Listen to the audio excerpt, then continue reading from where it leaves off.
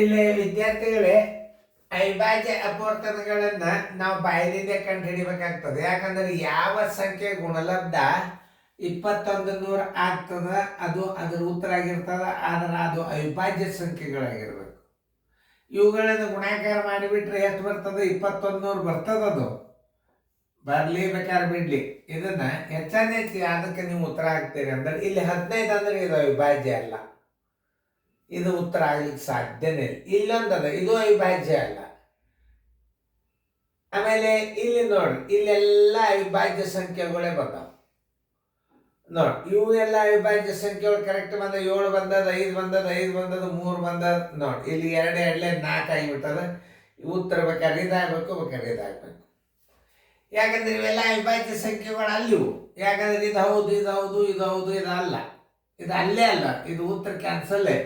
ಇದು ಹೌದು, ಇದಲ್ಲ, ಇದು ಉತ್ತರ ಆಗಲ್ಲ. ಇದನ್ನೇ ಇಲ್ಲಿ ಹೊಡೆದಿಟ್ಟ ನೋಡಿ, 5 ಗುಂಡ್ಲೆ 7 ಇಟ್ಟ ನೋಡಿ. ಇದು ನೋಡಿ, 2 2 3 5 5 7. ಇದಕ್ಕೆ ಉತ್ತರ ಹಾಕ್ಬೇಕು, ಇದಕ್ಕೆ ಹಾಕ್ಬಾರ್ದು. ಇದು ನೋಡಿ, ಇಲ್ಲಿ ಭಾಜ್ಯ ಸಂಖ್ಯೆ ಅದ, ಇದು ಅಲ್ಲ. ಈಗ ನಾವು 2100 ಮಾಡಿ ತೋರಿಸ್ತಂದೆ ನೋಡಿ.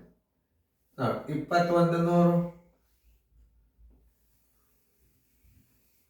2ರಲ್ಲಿ ಹೊಡೆಯಿರಿ, 2ರಲ್ಲಿ 2 1ಲೆ 2 5ಲೆ 0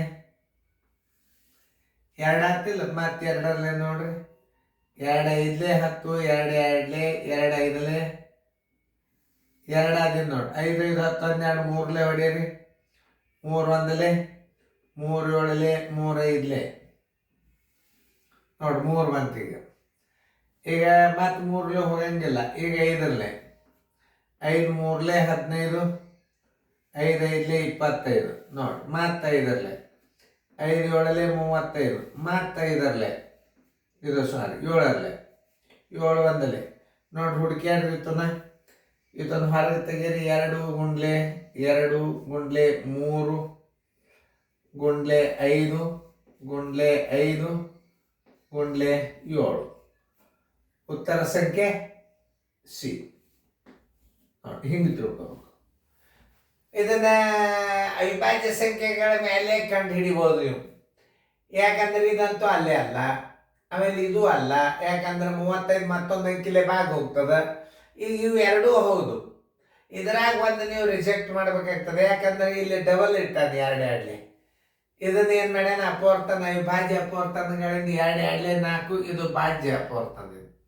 3ನೇ ಸಲ ಭಾಗ ಹೋಗುವಂತ ಸಂಖ್ಯೆ ಯಾವ ಅಂಕೆ ಗುಂಪಿನಾಗೂ ಬರಬಾರ್ದು. 3ನೇ ಸಲ ಯಾವ ಅಂಕಿನೂ ಭಾಗ ಹೋಗ್ಬಾರ್ದು ನೋಡಿ. 2ರಲ್ಲಿ ಹೋಗ್ತದ, ಮತ್ತೆ ಅಂಕಿಲೆ ಹೋಗಿಲ್ಲ. 3ಲೆ ನೋಡ್ರಿ, ಯಾವ ಅಂಕಿಲೆ ಹೋಗಿಲ್ಲ.